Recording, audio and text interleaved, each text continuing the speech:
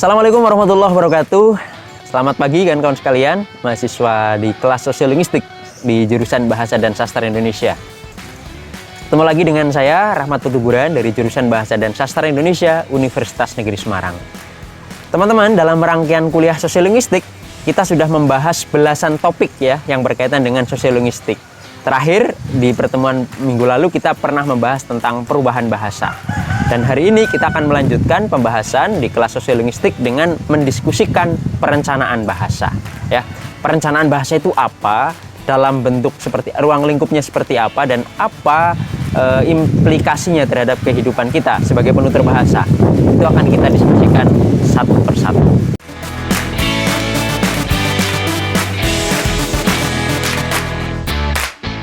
Nah, teman-teman sekalian, pada saat kita diskusi tentang perubahan bahasa, kita sepakat ya bahwa bahasa itu adalah objek yang dinamis, yang berkembang terus-menerus dari waktu ke waktu.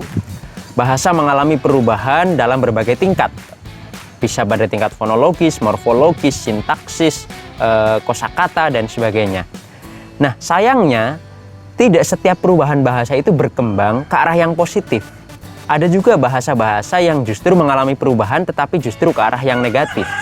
Apa yang dimaksud dengan perkembangan ke arah yang negatif? Yaitu perubahan bahasa yang justru merugikan bahasa itu sendiri dan penuturnya. Dalam contoh yang paling ekstrim, contohnya adalah ketika bahasa itu mengalami kepunahan ya. Ada beberapa bahasa menurut data Badan Bahasa yang sudah mengalami kepunahan dan tidak bisa dituturkan lagi karena memang sudah punah. Nah, ini adalah satu bentuk perubahan bahasa yang negatif karena akan menimbulkan kerugian. Bukan hanya bagi penutur bahasa bersangkutan, tetapi kemudahan bahasa itu juga merupakan kerugian bagi kita sebagai umat manusia. Karena bahasa itu kekayaan budaya yang menurut saya luar biasa penting. Bukan hanya karena itu adalah alat komunikasi, tetapi karena setiap bahasa itu mengandung nilai-nilai kebudayaan. Dia merupakan perekaman atau dokumentasi terhadap sejarah, pemikiran, dan nilai-nilai yang diyakini oleh manusia. Nah, itu dalam bentuk yang ekstrim ya, berupa kepunahan bahasa. Tetapi dalam bentuk lain, perubahan bahasa yang negatif itu juga bisa terjadi dalam bentuk yang lebih ringan. Misalnya, hilangnya beberapa fitur-fitur linguistik, hilangnya sejumlah kosakata yang membuat bahasa itu menjadi miskin, sehingga tidak lagi cukup menjadi alat komunikasi yang efektif dan efisien digunakan oleh penuturnya. Nah, teman-teman, karena bahasa bisa mengalami perubahan ke arah yang negatif itu, maka penuturnya biasanya melakukan sejumlah upaya, tindakan, rencana yang ditujukan untuk membuat bahasa itu tetap lestari dan berkembang sesuai dengan fungsinya. Nah, tindakan, rencana yang dilakukan untuk tujuan itulah yang dimaksud dengan perencanaan bahasa ya. Sederhananya begitulah kurang lebih. Kalau mau diredaksionalkan ulang kurang lebih ya, perencanaan bahasa adalah satu upaya yang dilakukan oleh lembaga atau penutur itu sendiri atau lembaga yang dibentuk oleh penutur untuk memastikan bahasa mengalami perkembangan positif sehingga bahasa itu tetap berfungsi sesuai dengan fungsi yang diharapkan oleh penutur. Kurang lebih begitu pengertian perencanaan bahasa dari konsep yang saya baca dari konsep-konsep yang ditawarkan oleh Haugen dan Profesor Anton Mulyono ya. Jadi sekali lagi, perencanaan bahasa adalah upaya yang dilakukan oleh penutur atau lembaga yang dibentuk oleh penutur untuk memastikan bahasa mengalami perkembangan sehingga tetap berfungsi sebagaimana fungsi yang diharapkan oleh penutur tersebut. Nah, di Indonesia perencanaan bahasa itu memiliki dasar yuridis yang sangat kuat. Dasar yuridis pertama adalah Undang-Undang Dasar 1945 tentu saja, karena pada pasal 36 di Undang-Undang Dasar tersebut telah disebutkan bahwa bahasa negara adalah bahasa Indonesia. Saya kira tidak semua negara memiliki komitmen, memiliki ketegasan yang membuatnya harus mencantumkan pilihan bahasa negara itu dalam satu Undang-Undang Dasar. Bahasa Indonesia adalah salah satunya ya. Nah, karena kita sudah berkomitmen mengakui bahwa bahasa negara adalah bahasa Indonesia, maka konsekuensinya besar. Karena itulah ada banyak peraturan turunan berupa undang-undang maupun peraturan yang lebih rendah lagi yang digunakan untuk mengatur merencanakan bahasa Indonesia. Misalnya Undang-Undang Nomor 24 Tahun 2009 peraturan pemerintah, ada peraturan presiden nomor 59 tahun 2019, dan aturan-aturan yang berada di tingkat daerah seperti Perda, Pergub dan sebagainya. Jadi memiliki dasar yuridis yang sangat kuat perencanaan bahasa di Indonesia. Dan secara kelembagaan kita pun memiliki badan khusus ya yang bernama Badan Pengembangan dan Pembinaan Bahasa yang berada di bawah Kementerian Pendidikan dan Kebudayaan. Badan Pembinaan dan Pengembangan Bahasa atau Badan Pengembangan dan Pembinaan Bahasa itu memiliki infrastruktur yang secara kelembagaan menurut saya juga lumayan baik atau lumayan kuat karena memiliki balai bahasa di setidaknya di 17 provinsi dan kantor-kantor bahasa di 13 provinsi lainnya ya. Nah, teman-teman sekalian, kenapa sih perencanaan bahasa itu penting? Kita bisa menjawab pertanyaan itu dalam 3 perspektif ya. 1, perspektif yuridis.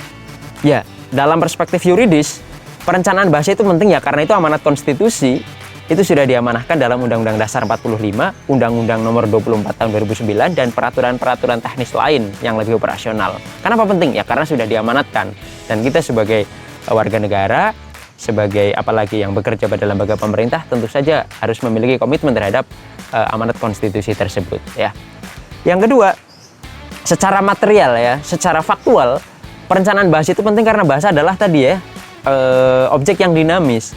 Kita sebagai penutur saya kira tidak ingin bahasa kita mengalami kemerosotan, perubahan yang negatif, apalagi sampai mengalami kepunahan. Karena sekali lagi itu akan menimbulkan kerugian yang sangat besar bagi kita sebagai penutur maupun sebagai umat manusia. Nah, karena sifat bahasa yang dinamis itu, maka kita sebagai penutur perlu mengupayakan, memastikan bahwa bahasa kita itu berkembang sesuai dengan yang kita harapkan, agar bahasa itu memiliki fungsi-fungsi sesuai dengan kebutuhan dan harapan kita sebagai penutur. Itu ya. Yang ketiga, kalaupun kita mau tambahkan, bahasa itu juga harus dilakukan perencanaan karena kita memiliki alasan profesional. Alasan profesional itu artinya dalam upaya pengembangan bahasa diperlukan tenaga-tenaga ahli, para profesional yang berkecimpung pada bidang bersangkutan.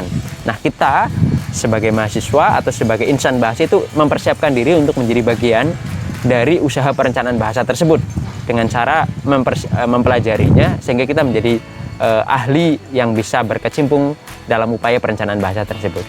Itu yang membuat tiga alasan yang membuat perencanaan bahasa itu penting. Alasan yuridis, alasan objektif atau faktual, dan alasan profesional ya.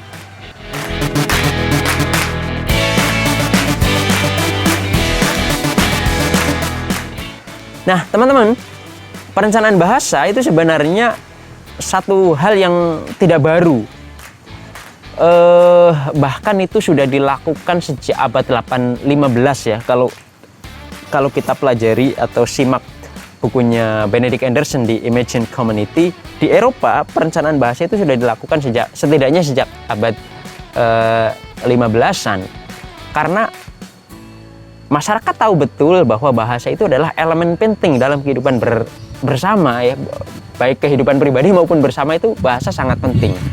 Dan bahasa selalu terkait dengan ideologi, dengan pemikiran, dengan politik dan bidang-bidang lain. Dan oleh karena itu penting. Di Indonesia sendiri misalnya pada masa lampau ketika penjajahan Belanda, perencanaan bahasa sudah dilakukan dengan cara misalnya memastikan bahwa bahasa Belanda itu menjadi bahasa pemerintahan. Itu kan bentuk perencanaan bahasa. Kemudian pada 1901 Van Ophuijsen menggunakan atau menciptakan ejaan Melayu. Itu kan juga bentuk perencanaan.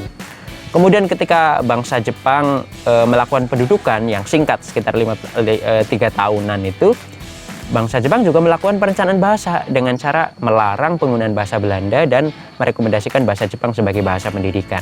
Kemudian mengizinkan penggunaan bahasa Indonesia. Nah, ketika Indonesia merdeka, kita juga melakukan satu perencanaan bahasa. Komitmen Sumpah Pemuda 1928 itu sendiri menurut saya adalah satu bentuk fondasi perencanaan bahasa Indonesia yang kemudian ditegaskan pada saat kita merancang Undang-Undang Dasar 1945 ya, yang isinya tadi berupa komitmen bahwa bahasa negara adalah bahasa Indonesia. Jadi perencanaan bahasa adalah sesuatu yang menyejarah. Dari waktu ke waktu kita makin sadar bahwa bahasa itu menjadi semakin penting, dan oleh karena itu kita perlu melakukan perencanaan dengan baik. Itu teman-teman sekalian. Nah, saudara sekalian, dalam bentuknya yang konkret, perencanaan bahasa itu bisa dilakukan dengan 3 hal ya. Yang pertama adalah pengembangan bahasa, yang kedua pembinaan bahasa, dan ketiga internasionalisasi bahasa. Apa sih yang dimaksud dengan pengembangan bahasa? Kalau pengembangan bahasa, objek yang dimaksud adalah upaya yang dilakukan untuk mengembangkan sistem bahasa sehingga bahasa tersebut dapat memenuhi fungsinya, ya, baik fungsi komunikasi, fungsi ideologis maupun fungsi politisnya.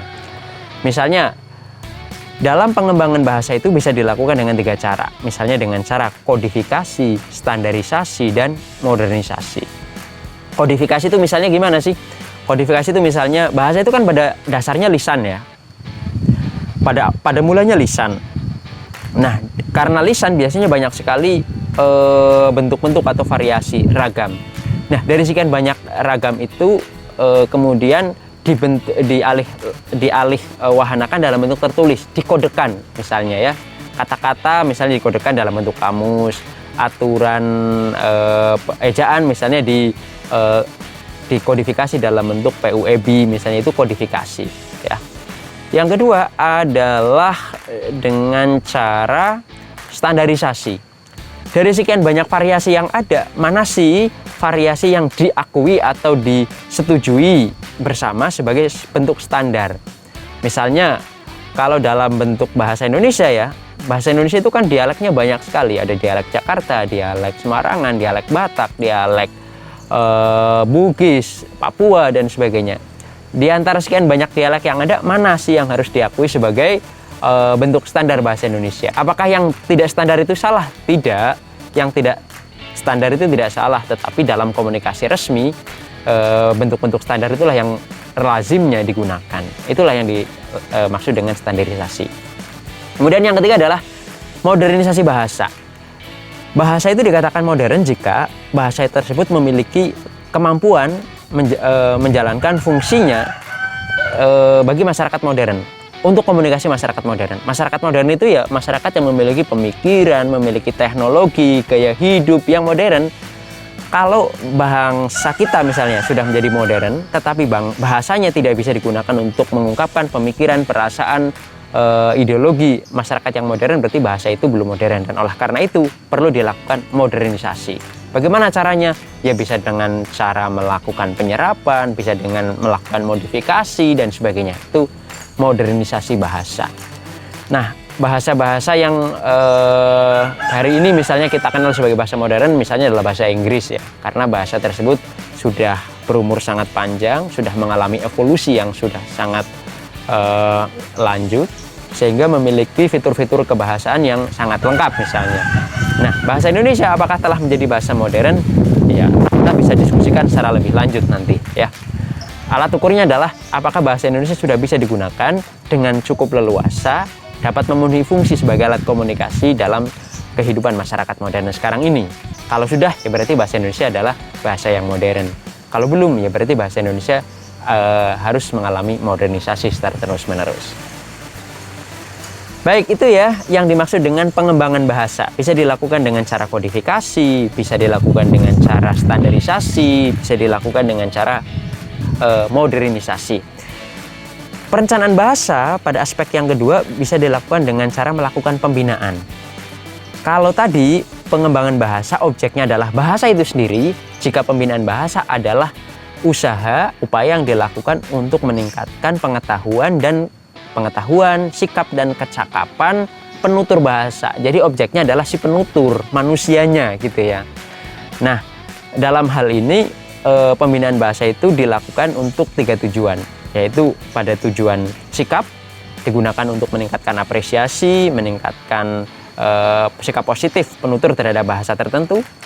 Yang kedua, tujuan kognitif, meningkatkan pengetahuan atau pemahaman terhadap aturan-aturan dalam bahasa tersebut. Yang ketiga dalam bentuk kecakapan. Pembinaan dilakukan untuk meningkatkan kecakapan penutur menggunakan bahasa tersebut dalam berbagai situasi. Itu 3 tujuan pembinaan bahasa. Dan dalam bentuknya yang konkret, pembinaan bahasa itu bisa dilakukan dengan 2 cara, yaitu pendidikan dan penyuluhan misalnya ya. Meskipun penyuluhan itu ya bentuk pendidikan juga gitu. Pendidikan bahasa misalnya, itu biasanya dilakukan atau diselenggarakan oleh lembaga resmi pemerintah atau lembaga resmi negara terhadap semua warga negara. Misalnya pendidikan bahasa itu sudah diberikan kepada kita sejak sekolah dasar, sekolah menengah pertama, SMA, sampai perguruan tinggi, ya, semua ada pendidikan bahasa Indonesia misalnya, ya. Sementara penyuluhan biasanya diberikan kepada kelompok masyarakat untuk tujuan-tujuan spesifik, kelompok masyarakat tertentu yang memiliki kebutuhan tertentu sehingga materi yang dipelajari adalah materi yang spesifik atau tertentu juga. Misalnya kelompok profesi wartawan misalnya ya. Kelompok profesi wartawan ini kan kelompok profesi yang memiliki kebutuhan khusus dalam menggunakan bahasa Indonesia. Sehingga penyuluhannya berkaitan dengan penggunaan bahasa Indonesia pada penulisan berita atau di dunia pers, produk pers misalnya.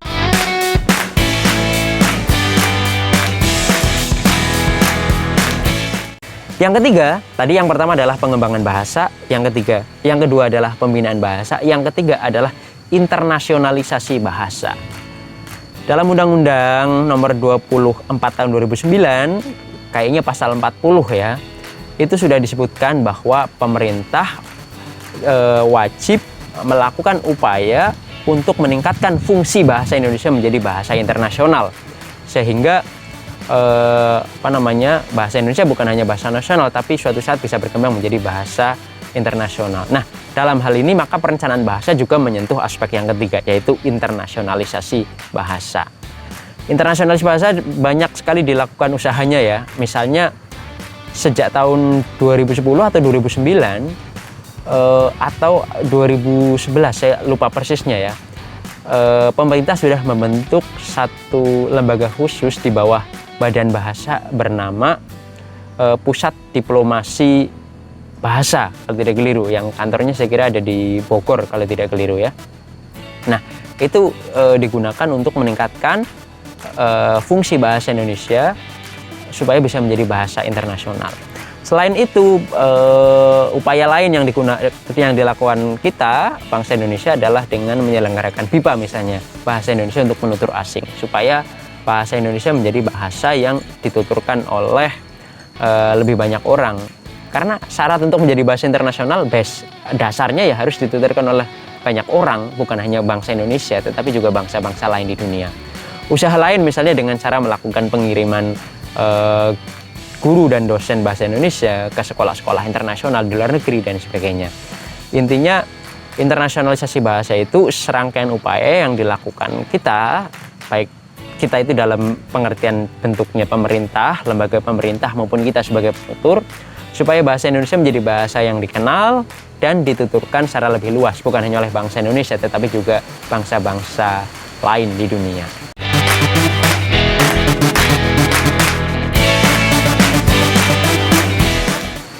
Nah, teman-teman sekalian, saya kira kurang lebih begitu pengantar saya untuk materi perencanaan bahasa pada hari ini. Saya mohon maaf jika hari ini tidak bisa menyediakan materi audio visual yang cukup layak ya, karena waktu yang sangat terbatas. Tapi mudah-mudahan pemantik dari saya ini membantu dan kita akan diskusikan materi ini lebih lanjut di forum yang lain, di YouTube, di Elena maupun di grup WhatsApp.